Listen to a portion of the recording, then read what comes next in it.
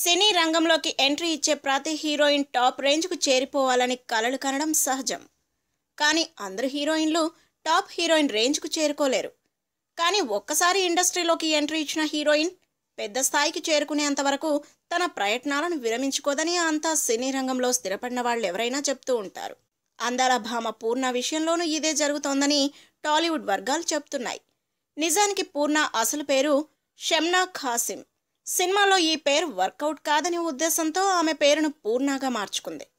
మొదట్లో చూడటానికి అసీన్లా ఉందని అవకాశాలు ఇచ్చారు కొందరు దర్శకులు. అలా సినిమాలో సెటిల్ అయ్యేలా కనిపించిన పూర్ణ ఆ తర్వాత తక్కువ బడ్జెట్తో సినిమాలు చేసే దర్శకుడు రవిబాబు చేతిలో పడింది. అతడితో ఎఫ్ఐఆర్ కొనసాగించిందని ఇప్పటికీ సినీ జనం చెప్తూ ఉంటారు. అదే సమయంలో ఓ సినిమాలో హీరోకి లిప్ లాక్ సీన్ ఇచ్చిన పూర్ణ వ్యవహార శైలి ఆమె కుటుంబ సభ్యులకు చిరాకు కలిగించింది. ఇలాంటి దిక్కుమాలిన వేషాలు వేయాల్సిన అవసరం నీకు లేదు. నీకు మాతో ఉండాలని ఉంటే మాతో దుబాయ్కి వచ్చేయి, లేకపోతే నీ దారి నువ్వు చూసుకో అని ఆమె కుటుంబ సభ్యులు అప్పట్లోనే గట్టిగా వార్నింగ్ ఇచ్చారట. ఆ తర్వాత మెల్లిమెల్లిగా పూర్ణ కుటుంబ సభ్యులు ఆమె నుంచి దూరంగా ఉంటున్నారని, ఇప్పుడు ఆమె పూర్తిగా ఒంటరి జీవితం గడుపుతోందని ఫిలిం సర్కిల్స్లో గుసగుసలు వినిపిస్తున్నాయి.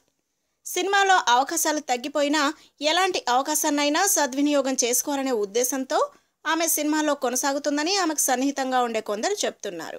అయితే పరిస్థితి ఇలాగే కొనసాగితే అటు కుటుంబానికి ఇటు కెరీర్కి కాకుండా పూర్ణ జీవితం అగమ్య గోచరంగా తయారయ్యే ప్రమాదం ఉందని కొందరు చర్చించుకుంటున్నారు. If you like the video, please like us and subscribe Tollywood Nagar.